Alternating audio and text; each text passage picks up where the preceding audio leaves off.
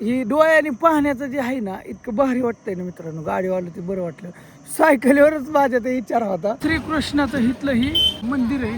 नागेश्वर आता राहिले फक्त 12 किलोमीटर. या सामोसा खायला. झालं का नागेश्वर दर्शन मित्रांनो. मंदिर बघू शकताय तुम्ही. जगातला सगळ्यात उंच पुतळा कुठेही. नमस्कार, गुड मॉर्निंग, शुभ सकाळ मित्रांनो. कालचा व्हिडिओ तुम्ही बघितला आणि आज कुठं चाललोय माहिती का?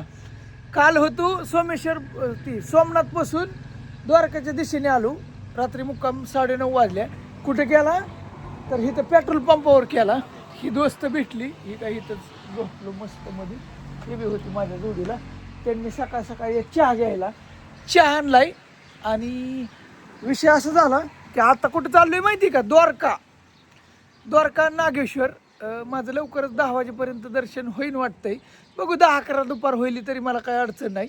आणि आज ह्या व्हिडिओमध्ये 4थं ज्योतिर्लिंग म्हणजे नागेश्वर आणि द्वारका ह्या व्हिडिओमध्ये तुम्हाला पाहायला गावल.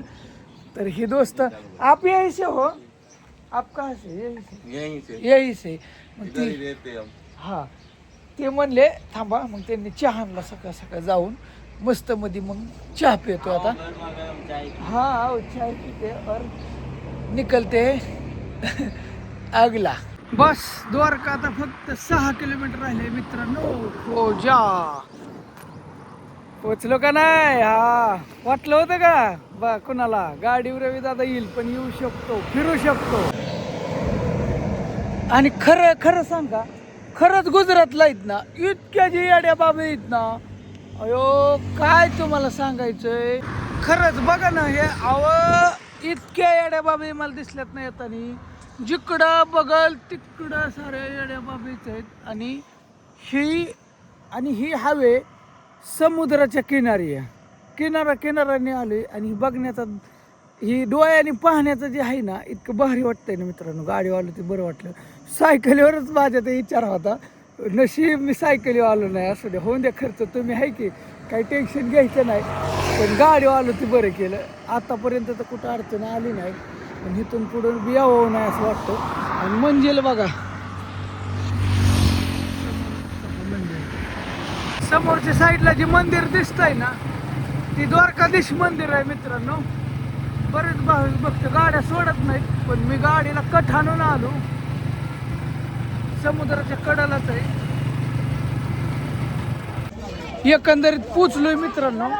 आता इथं द्वारकाधीश मध्ये कृष्णाची इथंच नगरी बुडाली होती. ही समोरचा व्ह्यू आहे इथला. ही समुद्रच आहे. पड्याला लगेच समुद्र आहे. हे समुद्राचंच पाणी आहे. बस इथं समुद्राच्या पाण्यापासून ठीक आहे. आणि तिथं जायचंय काळसाचं दर्शन घ्या. साईडला मॅपवरती बघा जिथं मी पोचलो या तिथलंच ठिकाण आहे ही. ॲक्च्युली जिथं आहे तिथं हिरवं टिंब दिसत असेल.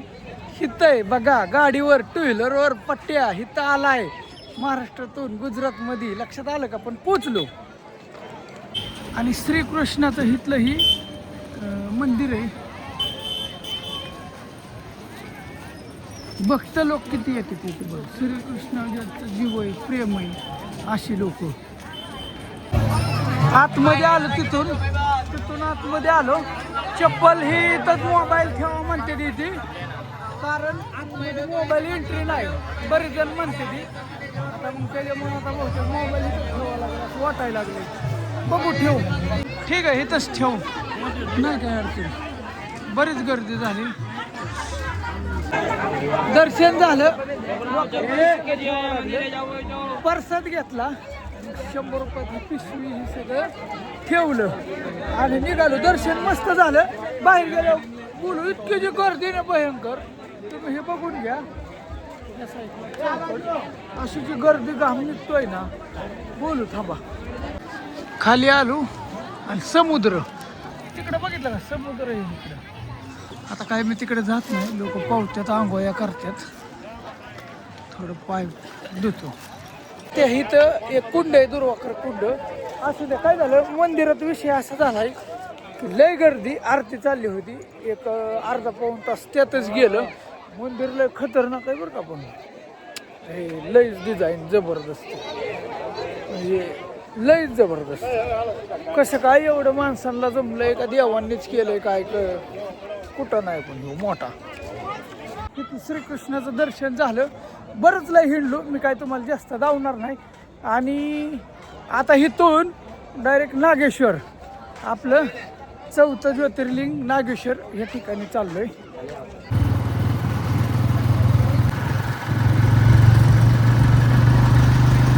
नागेश्वर आता राहिले फक्त 12 किलोमीटर. जात असताना इथं लयच मोठं काहीतरी दिसलं, दीक्षा स्टँड. दीक्षा ज्याला घ्यायची, मोठा बाबा दिसतोय कोणतरी बाबा. पोचलो आपण कुठे डायरेक्ट तिथून. किती 17 किलोमीटर तर होतो द्वारकापासून. 17 किलोमीटर नागेश्वर मंदिर. हा का एका म्हणत नाही. इथं थोडी गर्दी, उन्हाचं टायमिंग आहे. हेच ते मंदिर. जय शिवशंकर. या सामोसा खायला आधी नाश्ता करून घ्यावं म्हणलं. भाऊनींनी 200 रुपये पाठवलं होतं, नाश्ता करा म्हणले काहीतरी खा. पण विषय असा झाला की 1 वाजले, काहीच खाल्लं नाही. सकाळी चहा पिलो ना त्याच्यावरच आहे. म्हणलं खाणं मी गरजेचं आहे, उन्हात आणत थोडं एनर्जी पाहिजेत ना, बरोबर का. खाऊन घेतो मग दर्शनाला. ओके, नाश्ता केला एकदम मस्त लागला. भाई भी हेडियो बनाता, क्या हेडियो का नाम? रिकेश. और मंदिर के पास में यहाँ पर त्याचं हॉटेल तिथे ती आपुलकीने म्हणलं गावा. आणि ही नागेश्वराचं मंदिर ह्या साईडला बघा कसे शिव महादेवाची कसली जबरदस्त मूर्ती आहे. आणि इथून आता आपल्याला आतमध्ये जायचं आहे. इथं सुद्धा बरीच गर्दी, बरं गाड्याची येतात. ऊन लय पण आहे भयंकर, ऊन लय झालं. त्यांना आता सुट करून थांबा, द्यायचा प्रयत्न करतो. कोण देत आहे का ऑनलाईन, कारण एक जणांनी मला 100 रुपये पाठवले तिथं. ते मग थोडं त्यातलं घालवतो. मला 50 घालवतो, 50 रुपये वाटतो. म्हणजे तुम्हाला तेवढाच आशीर्वाद लागेल. ओके, असं ते. इथं बहुतेक मोबाईल वापरायला परवानगी आहे वाटतं, कारण दिसतात हातात बऱ्याच जणांच्या. ही रांगेत उभा लोक. नागेश्वर मंदिर आहे हे. हिता आहे फोटो काढा. आतमध्ये असं आहे देवाचं दर्शन नागेश्वराचं. 1 मिनिट गाडा होतो, 1च मिनिटात.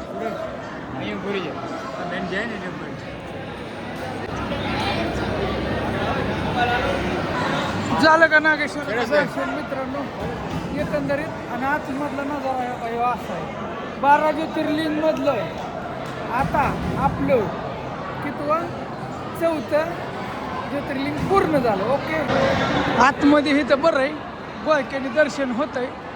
आणि हे असं आहे नागेश्वराच्या तिथं मिळाला चान्स व्हिडिओ काढायला, त्याच्यामुळं जमलं. चला आता बाहेर झालं. आतमध्ये मी बसलो, बराच वेळ बसलो. पाण्याची सुविधा नाही पण इथं. नागेश्वराचं मंदिर पण बहुतेक पहिलं बारकं होतं का काय कळलं नाही का परत बांधलंय असा अंदाज आहे. तिथं हे असं आहे, इथं शंकर पार्वती आणि गणेश हे जी स्टोरी सांगत बसलो तर लय मोठा व्हिडिओ होईल. म्हणून मी सांगत बसणार नाही. तुम्ही त्याचा अभ्यास करा काय शॉर्टकटमध्ये, किंवा वारी पूर्ण झाल्यानंतर ही 12 ज्योतिर्लिंगाची याचं महत्त्व कोणाचं काय आहे मी सांगतो. मॅटर असा झालाय की उन्हाच्या कड्याच्या मुळे मंदिर बघू शकताय तुम्ही. असं खाल्ल्या साईडला असं जे तापतंय ना, लय तापतंय काय तुम्हाला. मस्त मध्ये झालंय दर्शन. तरी एकदा हे ना जरा फोटो बिटू काढलं आणि सगळ्यांचा सगळ्यांना म्हणलं नागेश्वर, भोलेनाथ, सोमनाथ सगळ्यांना सांगितलं. प्रत्येक देवाला म्हणलं की माझ्या फॅन लोकांना प्रत्येकजण लाईक करतं, इमानदारीने त्यांच्या घरी भरभराट होऊ दे, त्यांच्या घरी सुख समाधान नांदू दे आणि त्यांचं कल्याण कर, त्यांचं चांगलं कर.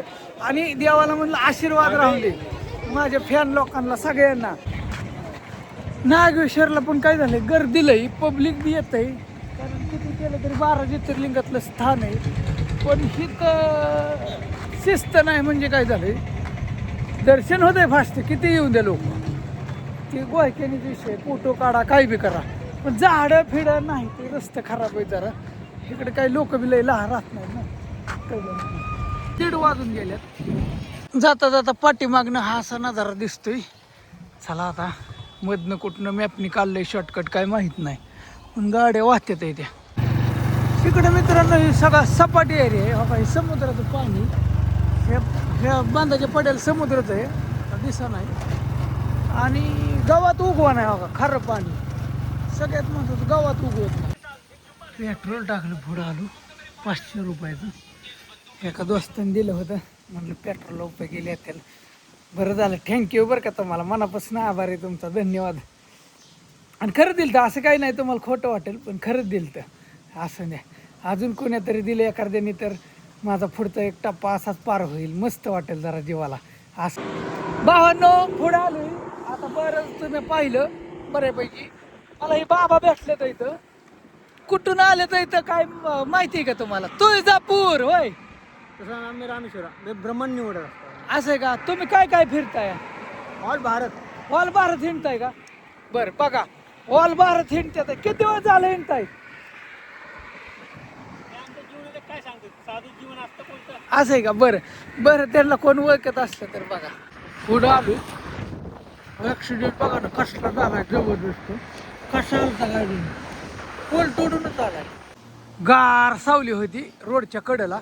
मॅटर असा झाला की हिथं नाही एक घर होतं आणि तिथं टाकीला पाणी पिलो, इथं पटांगणात रान आहे ती, आणि मस्त सावली. 4 वाजले आता.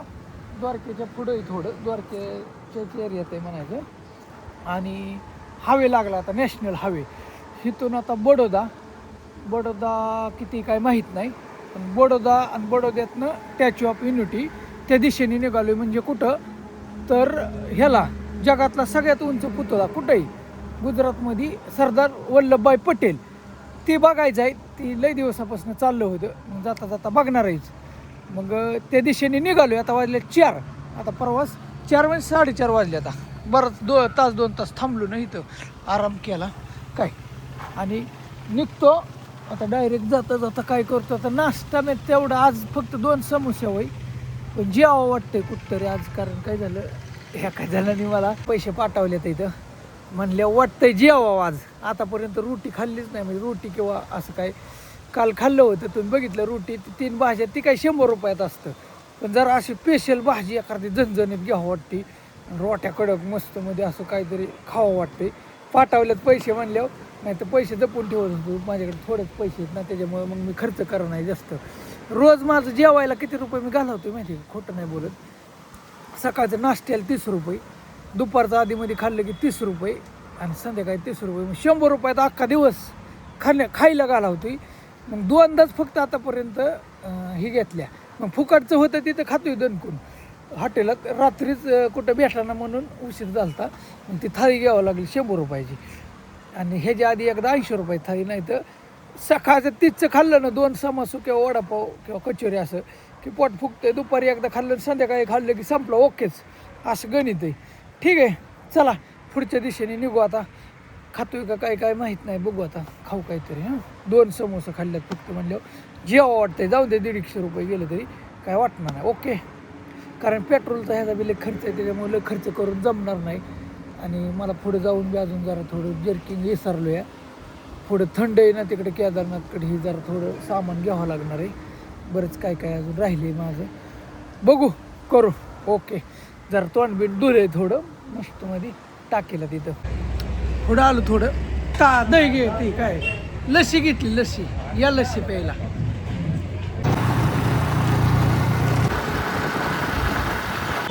मित्रांनो एक मस्त मध्ये आता वडापाव खाल्ला. आणि राजकोट कितना भाई ऐसे दूर? यहाँ से 100 किलो सीधा है, ऐसा ही हाईवे. चलो अभी निकल रहा है, अभी 100 किलोमीटर है. उसके बाद अभी अंधेरा हो जाएगा, तब देखेंगे बाकी का. 11 वाजले, झोपलो डायरेक्ट, दमलो. जेवण ही झालं, स्विच ऑफ झाला होता फोन. चार्जिंग केला एका ठिकाणी. इथं पंप होता निवांत, बरीच जण आहे ती.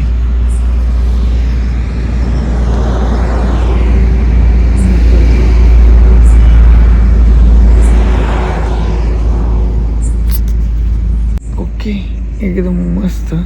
मोठ्याने बोलल्या उठत्याने त्याच्या गोष्ट कोणती त्याला. Bye bye.